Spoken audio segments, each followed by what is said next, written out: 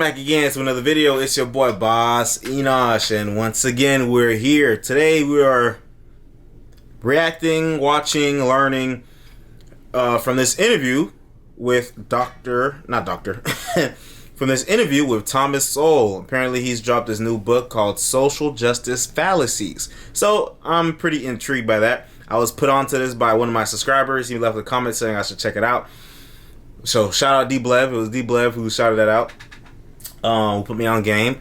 It's crazy. Thomas Sowell is like 93 years old and he's like still kicking. Like that man's still kicking. That's crazy. Right here it says this is a Hoover Institution. It's a segment called Uncommon Knowledge with Peter Robinson. So I don't know anything about that. This is my first time engaging with this platform. Let's see. Premiered September 15th. So this came out September 15th. So okay, early this month, not too long ago. But yeah, so we're gonna check it out. This right here says he's dropped over 40 books. That's crazy. And he don't do no fiction books. This is all like stuff that he studied and spent his life researching and talking about and studying. So it's pretty interesting. Like, you know, it's not an easy task to drop that many books, bro. Okay? Especially when it's stuff they actually have to research and know what you're talking about for real. But all right, let's get into it. It's a more academic, intellectual type of video.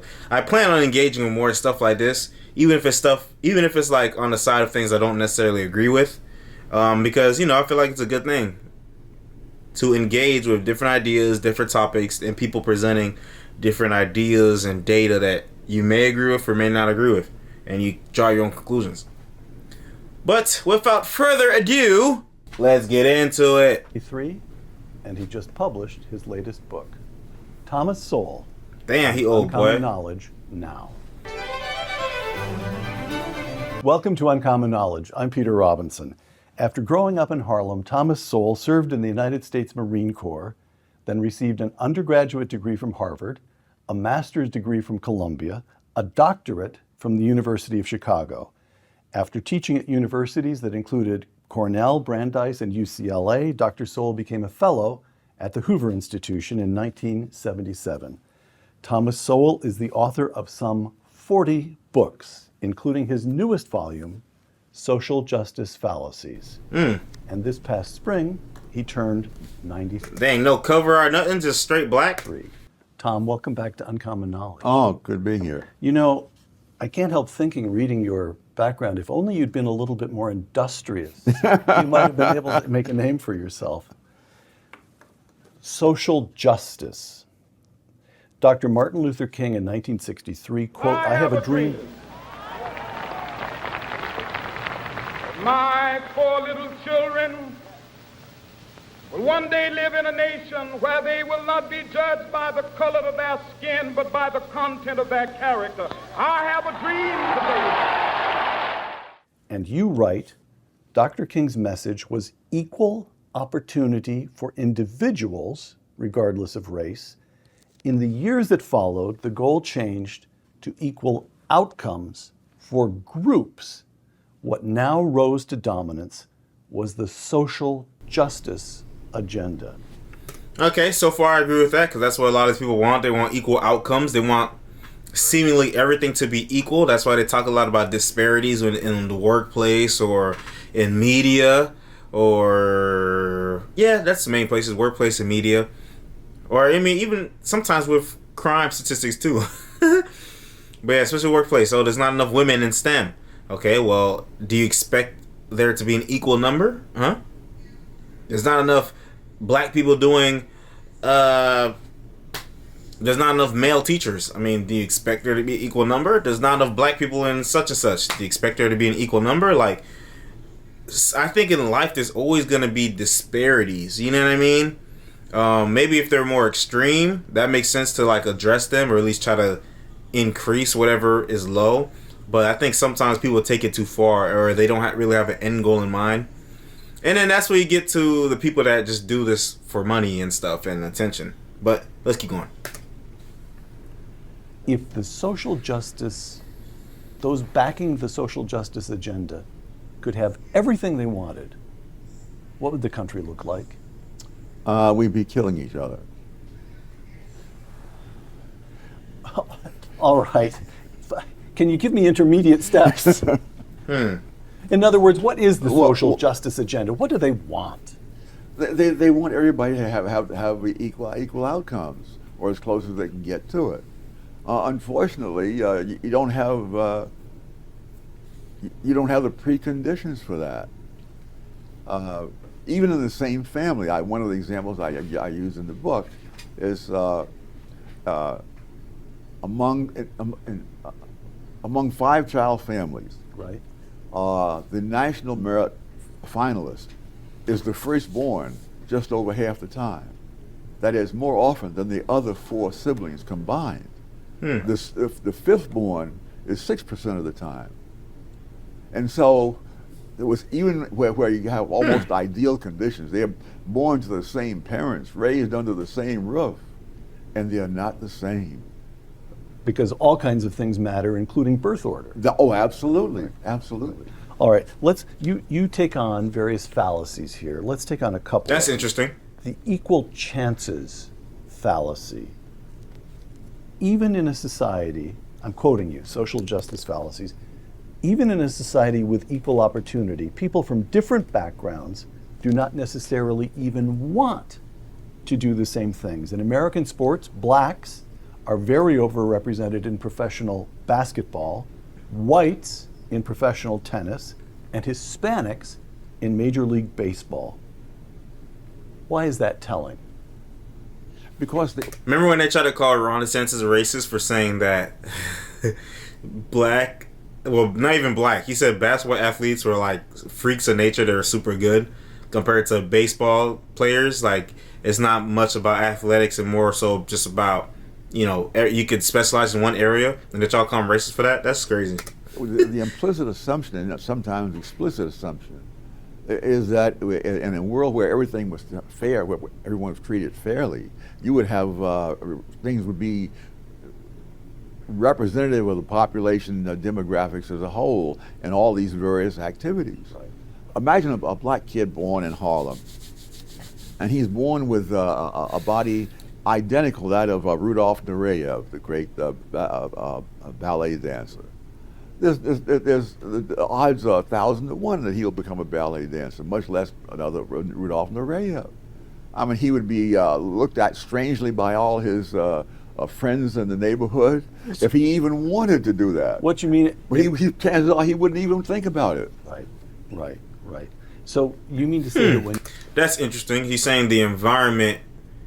He probably thinks there's more reasons to it. I think an argument for that would be one of the reasons he wouldn't even think about it is because, well, yeah, he said it, black people don't normally do it, and they're probably the resources to do it. Gymnastics, or he said ballet. That's expensive to put your kids in that. You know what I mean? So if your parents don't even have the bread to put your kids into that,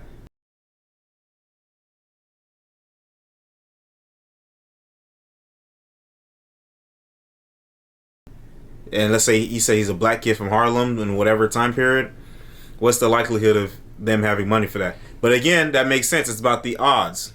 It's about the odds because there's so many different factors that would go into that. If someone could be almost exactly the same as another person who's successful, doesn't mean they're going to be successful. Yeah. And you tried out for the Brooklyn Dodgers. You tried out for the pitching position in the Brooklyn Dodgers, and they didn't hire you. You were not being discriminated against? Actually, I was trying out for first base, and the real reason I messed up was that my position was center field. But in order to be a good center fielder, I need hours and hours of practice. And it was a very bad spring. I got very little practice, and so I figured at least I won't go out and make an idiot of myself in center field. So I made an idiot of myself at first base. Chess pieces fallacy. The chess pieces fallacy. Explain that one. Well, Adam Smith had a very low opinion of abstract theorists who imagine that they can control a whole society with the ease with which one puts chess pieces where you want them on a chessboard. And so there's this notion of this inert mass of people down there, and then the wonderfully brilliant people at the top who ought to be telling them what to do. And there's no thought that, first of all, those at the top don't even know the people's individual conditions who are very different from themselves, and when they try to help, they can make things disastrous. You discuss a theory of justice. This is under knowledge fallacies. Yes. It makes me think of a couple things when it comes to people at the top that want to control people, that want to lead people to certain outcomes, that want to force behaviors. Very intriguing. Let's keep going. Theory of justice, which is... It's a 42-minute video, so I'm not going to try to talk too much unless I, you know me, regular shit. In certain circles, every university in the country, the philosophy department, political science, you'll get it in sociology. This is the big book on social justice, written by John Rawls, philosopher at Harvard. I'm quoting you, Tom.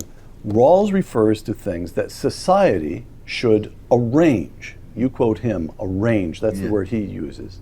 And then Tom Sowell says, interior decorators arrange. Governments compel. It is not a subtle distinction. Explain that. Well, if you're going to try to get some kind of result, you have to specify through what kinds of mechanism you expect to get that result. And different mechanisms, whether it's the government, the market, the Red Cross, whatever, they have their own individual things that they're good at and not so good at. And so you can't get the social justice result that you want unless you have the kind of institution that's likely to produce that result. Politics is not that kind of institution. And yet they all implicitly rely on government. Yes. Redistribution of wealth, adjusting, using legal regimes to adjust the proportions of various groups that get certain jobs. They all rely on government. And what's distinctive about government is it's the one institution that can send you to jail. Yes. All right. And that's the point is that's dangerous. We shouldn't want more government, more hands in the power of the politicians. Yeah, one of the real problems is that you have people making decisions for which they pay no price when they're wrong, no matter how high a price other people pay. Yeah. And right now, the homicide rates are beyond anything that. Okay, that makes me think of a couple things too. I mean, yeah, let's keep going. Were around, let's say, prior to 1960. And I mentioned 1960 in this case because that's when the Supreme Court remade the criminal law. They discovered rights in the Constitution that no one had noticed for over a century. And they were impervious to evidence. So contrast your neighborhood in Harlem when you were an 8 and 9 and 10-year-old boy with what we see in neighborhoods in Chicago today. Oh my gosh. People are astonished when I tell them I grew up in Harlem. I can't remember ever hearing a gunshot. Wow. And then I've checked with my relatives who grew up in similar neighborhoods in Washington and down in North Carolina. They never heard a gunshot when they were growing up. I remember going back to Harlem some years ago to do. He's 93. So how old was he when he was like 10 years old? What is that? The 40s, 50s? 1930. Okay, so when he was 10, it was 1940. Damn, that's a long time. Imagine being alive that long. Imagine being alive almost 100 years. Whew. To the high school, and I looked out the window and there's this park there near the high school. And I mentioned in passing that when I lived in Harlem as a kid, I would take my dog for a walk in that park, and looks of horror came over the students' faces. People have no idea how much has retrogressed over the years in the black community, and how much of what progress has been made has not been made by politicians or by charismatic leaders. Who's it made by? One of the things that drives me crazy are people who cite trends over time without deciding where they're going to start the time period. For example, it's said that all. How do you think his diet? Side note, but how do you think his diet is? He seems pretty aware and sharp for a 93-year-old man. You know what I mean? All sorts of wonderful things happened in the 1960s and beyond, and especially for the minorities and the poor and so forth. So what I did, I said, no, well, if you start the data in 1960, we don't know how much was a result of that, and how much was a result of other things. That also applies in other things. So for example, one simple one. Many people say, Ralph Nader wrote this book in 1965. Ralph Nader? About the automobile safety and so on. As a result, there were laws by the government, and the death rates went down after that, which is true in itself. But the death rate went down at a far higher rate prior to his writing the book. And this was the continuation of a trend that went back another 20 or 30 years.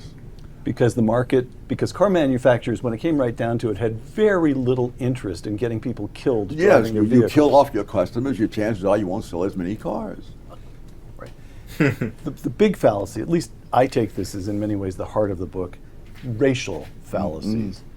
Now, in this section, in this chapter on racial fallacies, you begin, almost all of this book is addressed to the current moment. But in racial fallacies, you start by going back about 100 years. Yes. To lay out the progressive position in the 1910s and 20s. Okay. Past this prologue. I'm quoting you. In addressing the massive increase in immigration from Eastern and Southern Europe, this massive increase in immigration begins toward the end of the 19th century and carries on through the 1920s.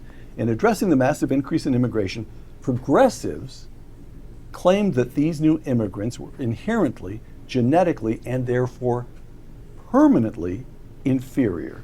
From Eastern and Southern Europe? The argument is that a century or so ago, progressives believed roughly the same about Polish and Italian immigrants that whites in the South had long believed about blacks. Oh, yes. All right. Social justice. I knew there was discrimination against Italians, right? Yeah, and I knew that about Italians, the Irish too. Yeah, that's why there's a lot of Italians that were racist against black people too, because they felt like, we faced the same things and we still did what we were still able to make it out and make our pave a way. Meanwhile, you guys just sit and complain and yada yada yada. Fallacies. I'm going to read a But I didn't know that the progressives at the time were the ones that considered that they were inferior genetically. That's weird. Then I'd like you to take us through this material. With the passing years, more and more evidence undermined the conclusion of the genetic determinists. Jews who had scored low on the 1917 Army mental test began to score above the national average on various tests as they became a more English-speaking group. A study showed that black orphans raised by white families had significantly higher average IQs than other black children, close quote. I think I've seen that study before. So in the century since this, you call them genetic determinists, which is one way of putting it. They were racist. They believed that some races were permanently inferior. Yes, and should be eliminated. And we've learned that's total nonsense. But even more than that, we've learned that IQ is malleable. Is that correct? I'm not sure what you mean by malleable. Well, that is to say that this ranking of the ranking changes. Jews radically. are stupid in 1917 because they score badly on tests, but they start on tests written in English. Tests written in English. Okay. And people who spoke English did better on those tests. Or that blacks have a certain fixed IQ ranking, and then you have black orphans raised by white families. In other words, a different cultural. Okay, so yeah, it sounds like that those IQ tests they're using. Well, of course, people didn't do good on them because it didn't. It's a test in English, and they didn't speak no English. So, duh. And they're using that to determine discrimination. That is stupid. Because, of course, they want to do good. They don't speak English. Duh. It's not in their language. The test didn't fit where they were at. But even before that study wasn't done until 1976. Oh, that's a But even as of the time of World War I, the data show that black soldiers scored below white soldiers. And this is one of the reasons it's so that you need people with contrary opinions to be able to be free to attack things. The people who believed that this was genetically determined, they said, that's it, that's the answer, and they moved on. Some other people said, let's look at it more closely. And they discovered that black soldiers from New York New York, Pennsylvania, Ohio, and one or two other states, scored higher than white soldiers from Mississippi, Alabama, et cetera, et cetera. And as I mentioned in the book, people's genes do not change when they cross a state line. Right. The problem is that when you have people who are genes don't change. See, this reminds me of, okay, I think I saw something on Twitter. So on Twitter, there's a lot of pages where, there's a lot of racist pages that are on there. And some of them try to argue. I've seen people try to argue about IQ, black people's IQ being lower. And some people try to argue about IQ being genetic. And it's funny that he said that, because it's like, okay, what about the white people that are in rural areas, in poor areas, right? Why does their DNA change because they're across state lines? Or is it just your environment that determines your IQ? Because the thing with that, I think that's part of like what race realism stuff. That's the thing that Nick Fuentes tries to argue. From what I always understood, even when I thought this as a kid, where you're from, your environment determines a lot of how you come out. Okay, it is what it is. You will turn out the way that you were molded, unless you're like a super outlier.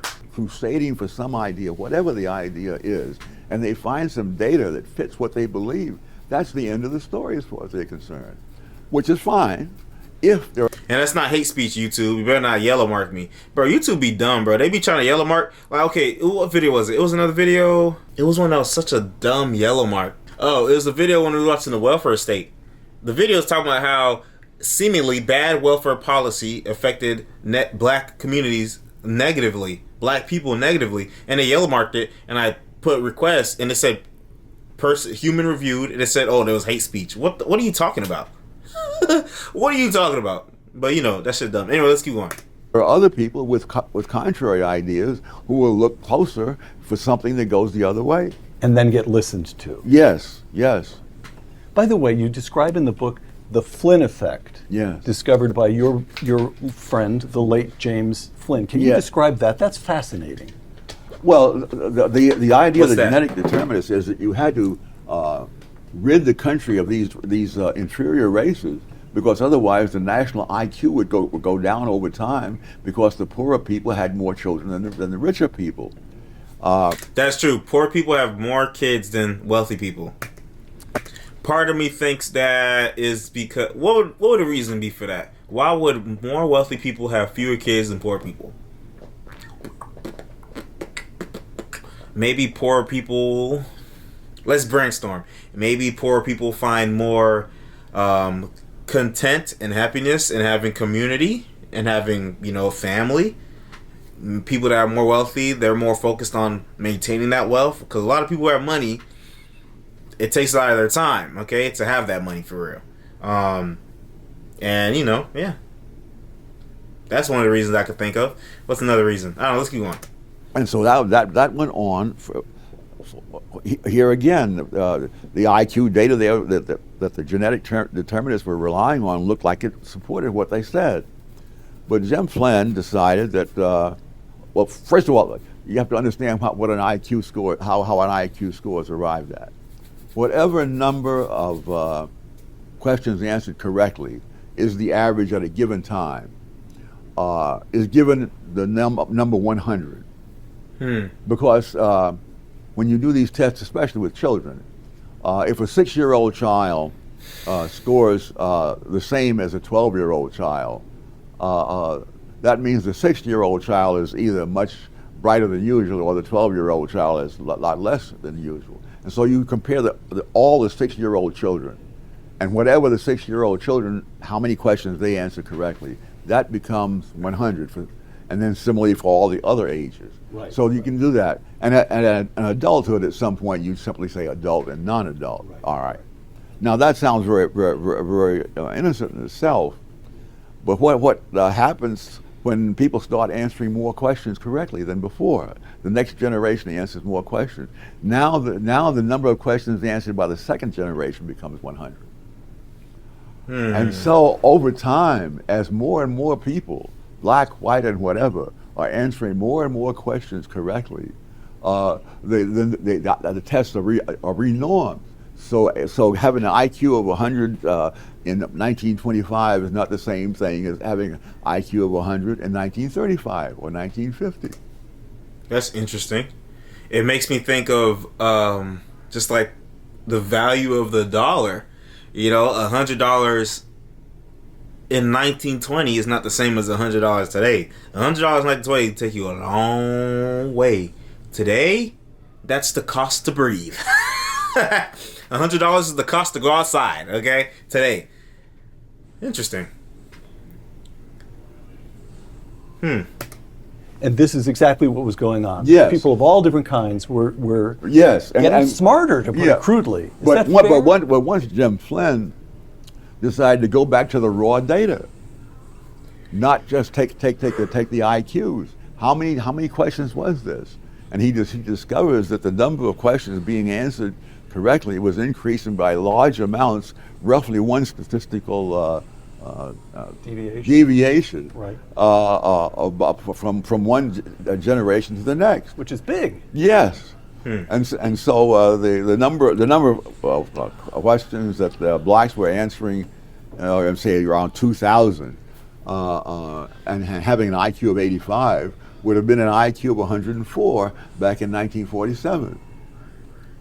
And so all this information was being ignored because people took the IQ test as if that was a fixed number of questions that I answered correctly. And so you take the lid off that one. The Flynn effect shows that the opposite was happening. That instead of the national IQ going down, it was going up. It was going up. And so we have this fascinating discovery that somehow or other the conditions of modern life that requires more abstract thinking, Yes. somehow it's bringing in... The whole group is rising. The whole group is rising. All right. From the progressive position a century ago to the progressive position today, racial assertions have ranged from the genetic determinism that we just discussed, which proclaimed that race is everything as an explanation of group differences, to the opposite view that racism is the primary explanation of group differences. Yes. How did this happen? Okay. Oh, it happened because a lot of people arrived at the same conclusion, and they had high IQs and PhDs, and that was the end of the story as far as many people were concerned. All right. Okay, I see the connection that he's making. Back then, when they said people are stupid because of their race, that was the accepted opinion because a group of intellectuals, bougie academics said this is what it is and that's what it is. No questions, no ifs, ands, or buts about it, period. And it took people to question that, to go against the popular grain of belief, for that to change. Now it's that every problem with different groups of people is due to racism. And I guess Thomas Sowell believes that is not entirely accurate, and it's going to take people to go against the grain of popular belief to address that. So let's see how he addresses that. I'm curious. I want to see what happens. I mean, a high IQ and low information is a very dangerous combination. Ooh, that's a quotable. High IQ, low information. Let's think about that. If you have a high IQ, you're a very smart person, but you don't have all the information. You're only making judgments based off the scope of information that you have. This is the scope of information that you have, but this is the true scope of information, but you only have this much. So you can only come to conclusions based off what you have, but you don't see the full picture. Interesting. So what's the full picture? He says low, what don't they see? Sorry, but you once told me, I'm talking to a Harvard man, of course, I'm very conscious of this, and you once told me, Peter, the main advantage of earning a Harvard degree is that you never again in all your life have to be intimidated by anyone who has a Harvard degree. All right. Listen, Tom, as I read this book, for the most part, it's objective, it's objective throughout. It's calm, it's analytical. But when you take on this modern progressive... A lot of leftists hate Thomas Sowell. They don't really like him. I don't really see too much people badmouth him, maybe because he's an old man and they're showing grace and respect. But they don't like him, though. Like, I've seen FD Signifier mention him, put him in a thumbnail once or twice. You know, they don't like this guy. Aggressive position that racism accounts for anything. There are passages in which you're angry. I felt that there are passages in which there's emotion that is very close to this. So let me just read a little bit to you. Okay. They said he said that he felt very objective, but then he says that he felt like some passages felt angry. Some people might argue because he's angry and emotional, what if he's not being objective? I feel like that's something, you know, when I hear things that I would probably agree with, I try to think how someone who wouldn't agree with me is thinking about it, or how they would take it in from the other perspective. So I feel like someone who was like more like a lefty or whatever, who was already triggered at the face of Thomas Sowell and that he's a black conservative figure, I'm trying to think what they would think. You feel me? You gotta understand the enemy. You gotta know your enemy inside and out. Median black family income has been lower than median white family income for generations. But the median per capita income of Asian groups is more than $15,000 a year higher than the median per capita income of white Americans. Is this the white supremacy we're so often warned about? For more than a quarter of a century, in no year has the annual poverty rate of black married couple families been as high as 10%. And in no year has the poverty rate of Americans as a whole been as low as 10%. If black... For more than a quarter of a century. So for more than 25 years, for our C students, for more than 25 years, in no year has the annual poverty rate of black married couples been as high as 10%. And in no year has the poverty of Americans as a whole been as low as 10%. If black poverty is caused by systemic racism, do racists make an exception for blacks who are married? As a whole been as low as 10%. If black poverty is caused by systemic racism, do racists make an exception for blacks who are married? I guess you're allowed to be angry. Yes. Well, yes. So, do you have the feeling when you're addressing this notion that racism accounts for everything, do you have the feeling that that the arguments are subtle, it's persuasive, you can forgive someone for buying that argument? Or do you have the feeling that it's willful, that the case is so clearly mistaken that there's a willfulness about it? No, I don't. I think that people don't look for certain evidence, and therefore they don't find it. And so, on the basis of what they know at a given time, this may be very plausible. The problem is that what you really need are other people with different orientation who are skeptical and who will then look for things and find things that are very different from that.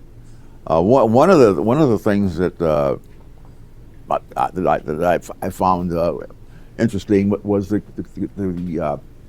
fact that there are various counties in the United States which are among the poorest counties in the country, and 6 of those counties have a population that ranges from 90% white to 100% white. Appalachian counties. Yes. Kentucky. Kentucky and Ohio, as I recall. Yeah, but mainly it's the hillbilly communities. Right. Yeah. And of course, there's that great book that was written, The Hillbilly Elegy. It was on the bestseller list for more than a year consecutively. J.D. Vance, now Senator Vance. Yes, and these are people who have faced zero racism. They are white. And they're white and zero racism. And also they're back in the 30s when they did IQ studies, their IQs were not only at the same level as those of blacks, they had the same pattern, namely that the young people, whether they were black or hillbilly, would have an IQ very close to the national average at age 6.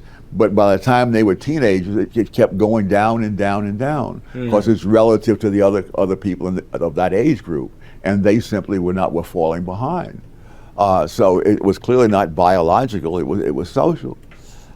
But despite that, these hillbilly counties had incomes that were not only lower than the national average, they were lower than the average of black incomes for a period of half a century.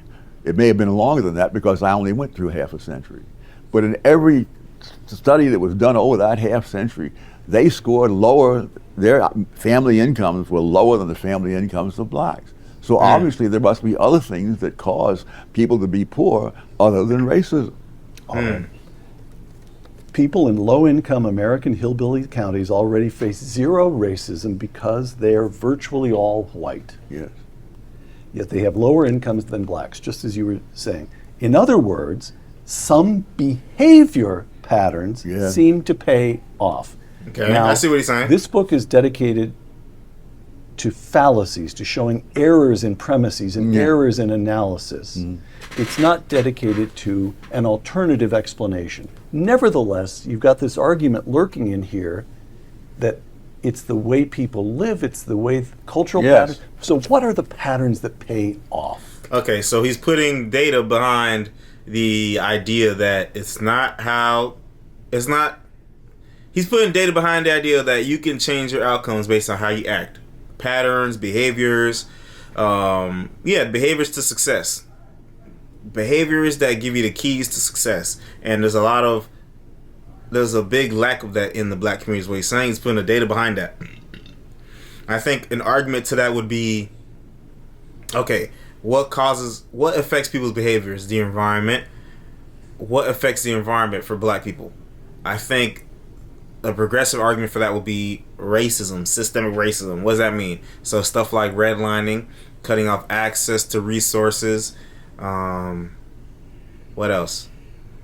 What else would they say? They would say, there was times like, think about, okay, here's the one that everyone always says, Black Wall Street, Tulsa. And by the way, I knew about Tulsa before it became a popular thing, okay, to know.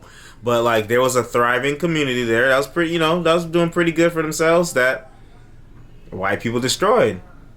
But they did build it back afterwards. And so there's situations like that have happened. Of course, it's not every situation, but there's situations like that have happened where they flooded black communities, where they've destroyed black communities and built highways over. That's true. But en masse, it didn't happen to every black community. It happened to every black person. I think that I'm gonna keep listening to what he has to say, but what I thought have always been the same, where part of it is external forces of racism, and part of it is also choices and personal responsibility, behavioral choices. It goes hand in hand, because yes, you can become a product of your environment, but you also have a conscious. You know what I mean? You have a brain. You're a human. You can make choices. And right from wrong. Now there might be forces that compel you to do wrong more than right, and there might be forces that compel you to do right more than wrong, but you ultimately still have the choice, right? But yeah, not everyone has the equal footing. Everyone comes from an equal foundation, and I feel like that's impossible for everyone to have an equal foundation. But I think when we talk about issues with black people, we gotta accept both. And I think both sides either accept one side and doesn't accept the other, and vice versa. One side is only victim blaming, and the other side is only accepting victimhood. You feel me? So it's kind of a hard balance to make, but Well, what? Oh my heavens! That's a much larger book than this. Well, you've got time on your hands. In terms of public policy, what does not pay off is having charismatic leaders depending upon government to do. Because if you look, what has happened to blacks before and after, there was a massive government effort on their behalf. The poverty rate among blacks, if you start in 1940 instead of 1960, because 1960 is the magic number for people who are saying the government, did all these wonderful things and blacks advanced because of it. In 1940, the black poverty rate was 87%. By 1960, it was down to 47%. That's dramatic. From 1960 to 1970, it went down to 30%. And in 1970, affirmative action was now in place. It went down to 29%. So in the 20 years prior to 1960s, the black poverty rate went down by 40 points, and in the 20 years after 1960, it went down by 18 points.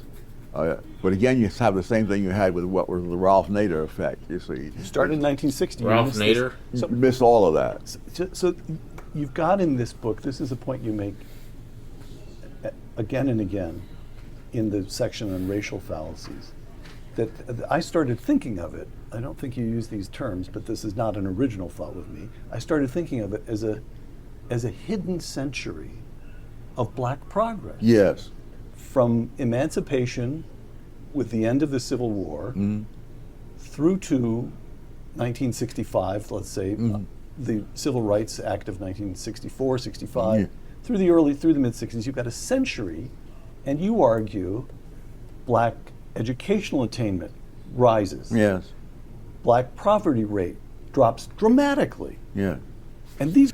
Yeah, I think that's something that a lot of the progressive left, that's something that they ignore, or like, not that they ignore, but they bring up things that seem like problems more so than the actual positives. Yes, racism is real, but look at all the progress black people have made. Poverty rate has gone down so much since the 40s, since the 30s, since the 20s. Poverty has gone down for black people. Educational attainment has gone up for black people. Yeah, numbers aren't perfect, but they're going up, and they've been going up. Yeah. You know, but they focus on the way they talk. They make it seem like everything is the same as it was 30, 40, 50 years ago. No cap. Like, if you only consume some of this information from online instead of just being out and seeing the actual data and seeing actual people, you would think that everywhere is figgity fucked up. If you don't listen to these people, all these talking heads in the news and stuff. But things have been good, you know? People have been progressing. These are people who started with no property, overwhelmingly illiterate. This is from the moment, the year zero in 1865 for African Americans, and they climb. And the other point that you make at a number of places is that the black family is overwhelingly intact. Yes, right up to 1960, yes. Most black. Go ahead. Explain that. And not only do people take credit for things that were not their doing, they overlook the negative things that came in after the 1960s as a result of policy.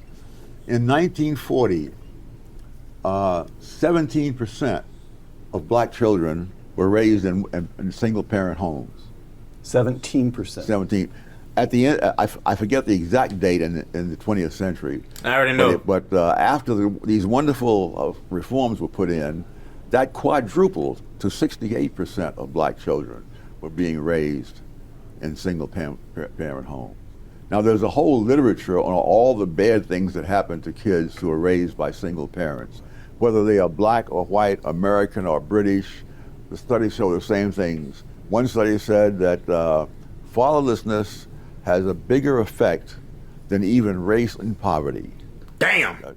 And certainly I think back in my own life, I realized how fortunate I was, because even though my biological father died before I was born, I was adopted. I was adopted into a family where I was the only child in a family of 4 adults.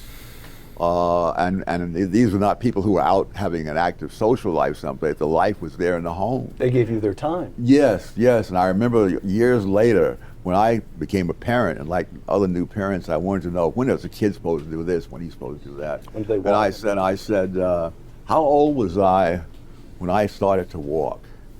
And the lone surviving member of the family that raised me said, Tommy, nobody knows when you could walk. Somebody was always carrying you. But so you had 4 adults doting on you. Yes, and that's what, and And then part of the rise of blacks before was because of things that were done by blacks. Example that I think of a lot was a kid who grew up in Harlem at the same time I did. We were in the same school, lived 2 blocks from me, and we met many years later by accident on a street in San Francisco, and we talked about the old times. And one of the things he mentioned to me, that because he had gone on, he was making more money than I was, and he would become wealthy, and he lived overseas with servants, and he came back and moved out to the wine country and all that stuff. But one of the things that struck me, he said that he could remember times when he was growing up, when his father would sit at the dinner table watching the children eat and not eat anything himself. Now, it's not, that's what... And now the father isn't even there. Yeah, that's right. Wow. So those kinds of things are what do it. Right. Wow. Social justice fallacies. The Civil Rights Act of 1964 was a major factor in ending the denial of basic constitutional rights to blacks in the South. But there is no point trying to make that the main source of the black rise out of poverty, nor can the left act as if the Civil Rights Act of 1964 was solely their work. A higher percentage of Republicans than Democrats voted for the act. Close Whoa, quote. Is that real? Is that true? So this you're saying Whoa, something here. I wonder if I could look that up. That's probably like some deep data. Like looking up a policy from the 60s and what was the percentage of people that voted for it.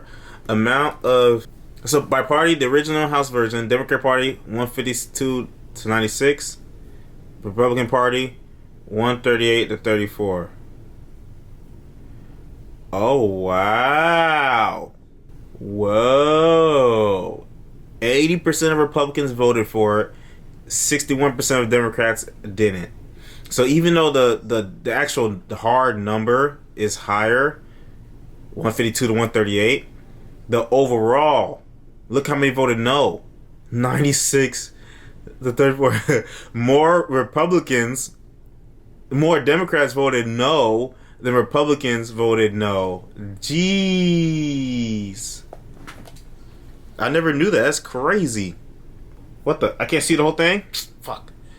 You know, there's a way to get around pay blocked articles. You got to go on like archive.com and put the link in.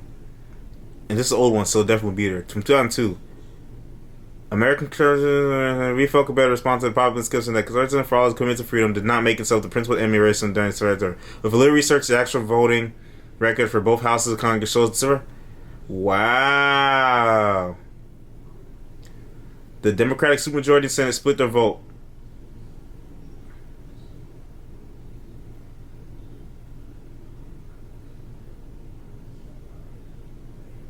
Sacrilege. It is. It's shocking. It's heretical. Yeah. You're saying the Civil Rights Act ensured equality before the law. That was overdue. It was necessary. It was just.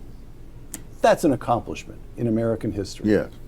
But at about the same time, we get the creation of a vast expansion of the welfare state, and it does people harm.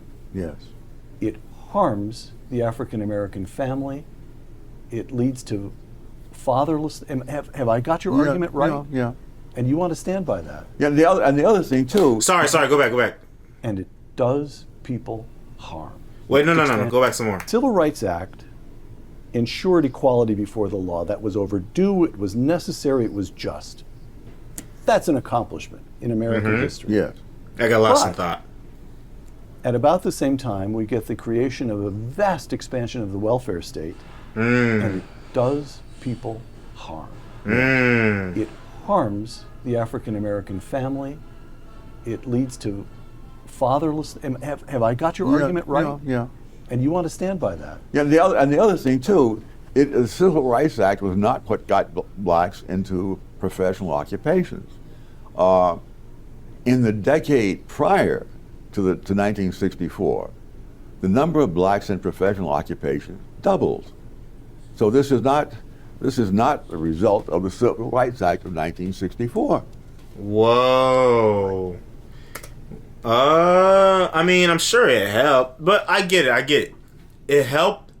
It wasn't exactly the cause of it. It's not like, oh, boom, Civil Rights Act, boom, shit was skyrocketing.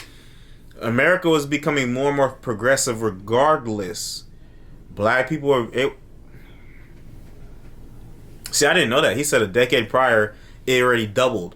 So, I mean, but look, I mean, I had these conversations before. I'm pretty sure I said in the video before, and I know I talked to my friends about these conversations that we've had, where it's like, despite where black people started, like, bro, the growth rate has been exceptional, okay? It's been very good. It's been very good.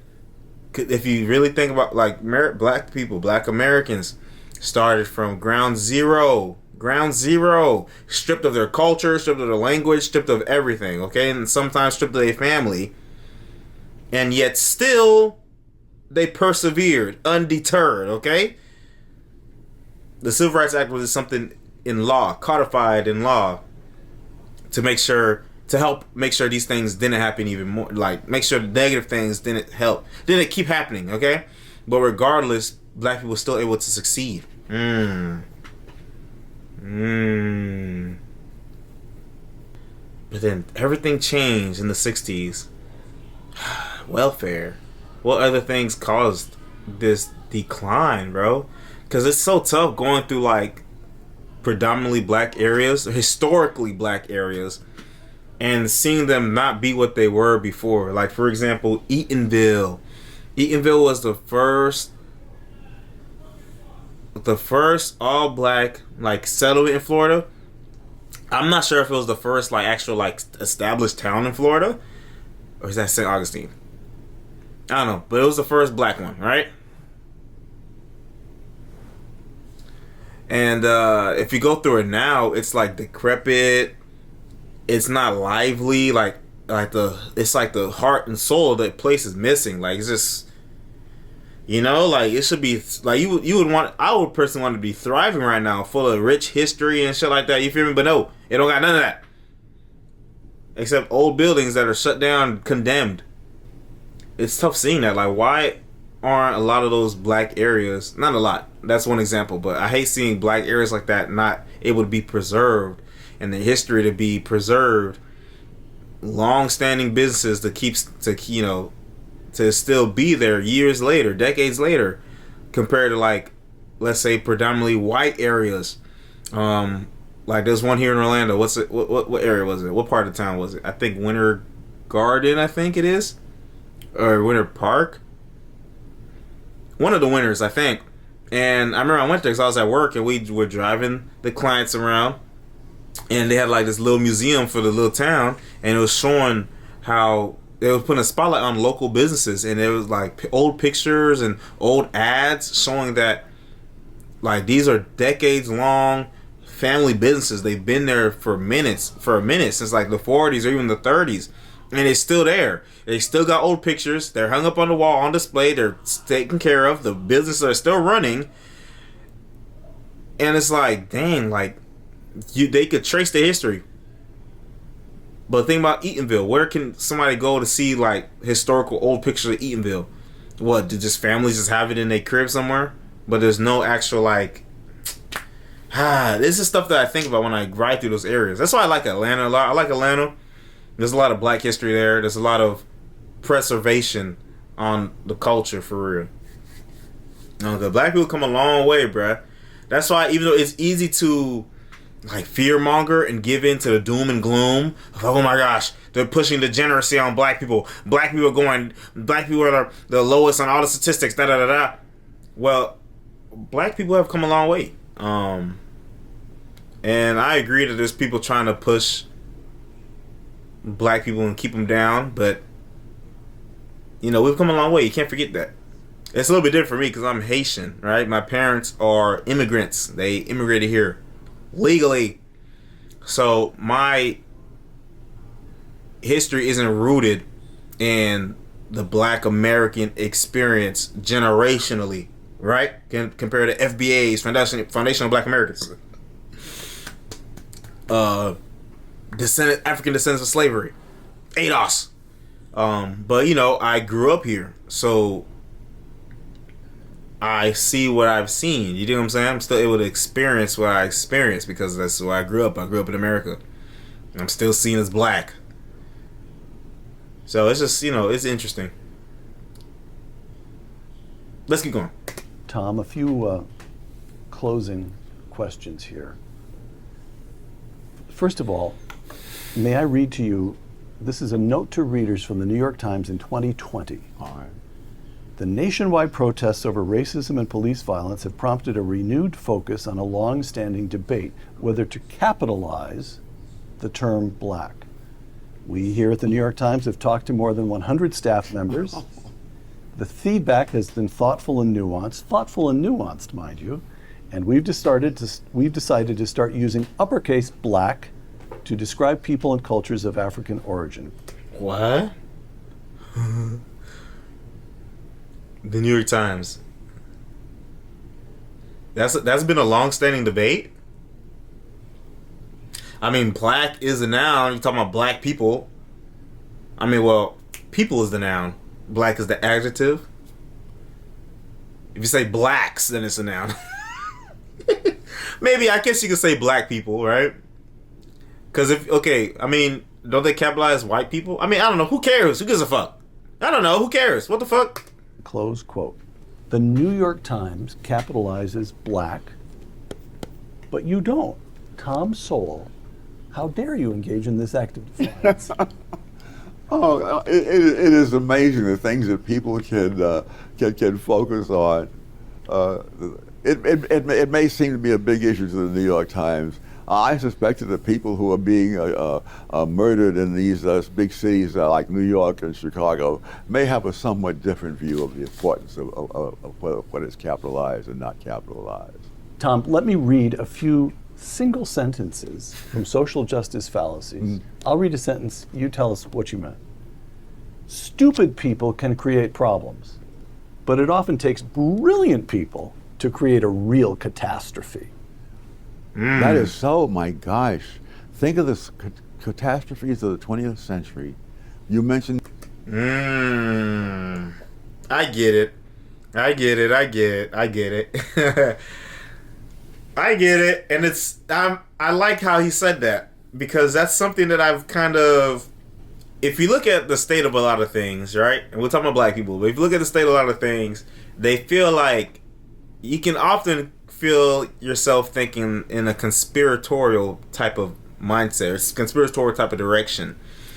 All these things constantly, all these negative images, negative things that get pushed on black people.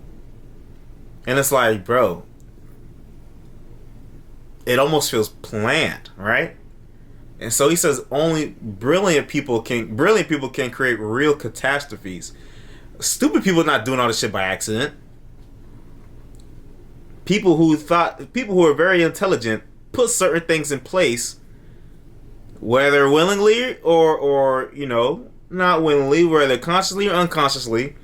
They put certain things in place, maybe certain policies, and they've created real damage, real systemic damage. Okay. I like that. Stupid people can create problems, but really brilliant people create catastrophes. Genetic determinant. They drew the conclusion from their reasoning that you had to put an end to certain races because they had what they call eugenics. Think about Avengers, Infinity War, Avengers, Endgame. The villain, Thanos. Thanos by no means is he a dumb guy, right? But he came to the conclusion that in order to save everybody, he had to cut every living thing. He had to delete half of all living things to save everybody, to save the universe, right? Because he saw his planet got destroyed by a lack of resources and too many people. So he felt like everyone needs da-da-da-da. He's a smart guy. The way he talks, you can tell he's intelligent. You can tell.